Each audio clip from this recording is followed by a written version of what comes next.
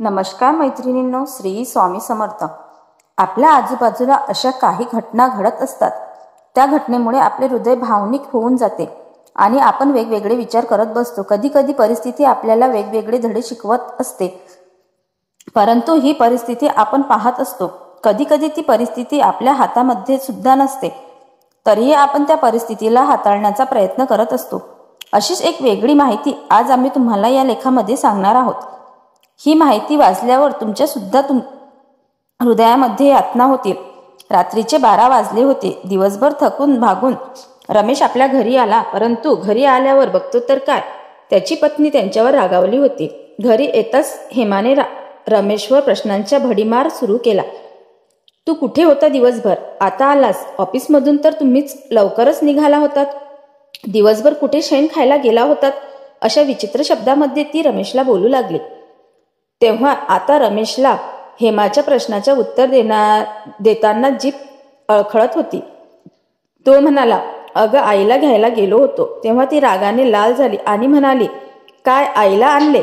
राहू द्यायचे होते ना तुमच्या भावाच्या घरी। दरवाजा बाहेर अंधारात उभी राहून आई आपल्या पदराने डोळे पुसत होती। हेमाने बाहेर जाऊन उभे असलेल्या आईकडे बघितले सुद्धा नाही आणि तिची विचारपूस सुद्धा केली नाही। अशा वेळी रमेशला म्हणाली, अगं हा माझे ऐकून तरी घे।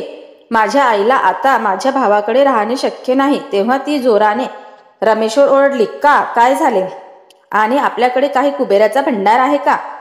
कोणी यायचे आणि कोणीही राहायचे। तुमच्या या तुटपुंज्या 10,000च्या पगारांमध्ये आपले भागत नाही। त्यात आईंना कुठे सांभाळायचे? आणि आई यांना सुद्धा लाज नाही वाटली का येथे यायला? हेमाने घराबाहेरील बल्ब लावला आणि बाहेर आली, परंतु आईचा चेहरा बघताच तिला आश्चर्याचा धक्का बसला आणि ती म्हणाली, आई तू येथे काय करतेस? आईने आतापर्यंत सर्व गोष्टी ऐकल्या होत्या। तिच्या डोळ्यामध्ये पाण्याच्या धारा वाहत होत्या आणि तशीच ती म्हणाली, मला तुझ्या भावंडांनी आणि त्यांच्या बायकांनी खूप छेडले, म्हणून सहन न होताच मी जावई बापूंना फोन लावला व जावई बापू त्वरित तिकडे येऊन मला इथे घेऊन आले।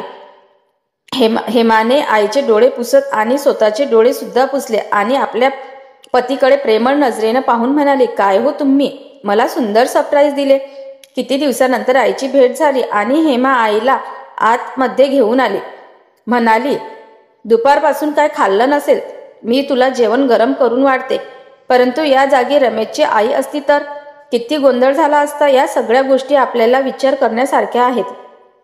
शेवटी आई ही आई असते, मग ती रमेशची असू दे किंवा हेमाची। आपल्याला परमेश्वराने सुंदर भेट दिलेली आहे, ती म्हणजे आई। त्यामुळे प्रत्येक आईचा मान सन्मान करणे हे आपल्या हातात आहे, तिची काळजी घेणे आपल्या हातात आहे। परंतु यावर सुद्धा विचार करणे गरजेचे आहे, हे आपण विसरता कामा नये। आणि आईच्या पोटी जन्माला आलेली मुलगी आज सून होऊन उद्याची सासू बनणार आहे, म्हणून हे काळाचे चक्र सातत्याने चालणार आहे। तुम्ही सुद्धा तुमच्या आईसोबत घरांमध्ये चुकीची वागत असाल तर हे वागणे आजच थांबवा। असे म्हणतात की आईशिवाय घराला घरपण नाही आणि ज्या घरात आई नसते ते घर रिकामे असते।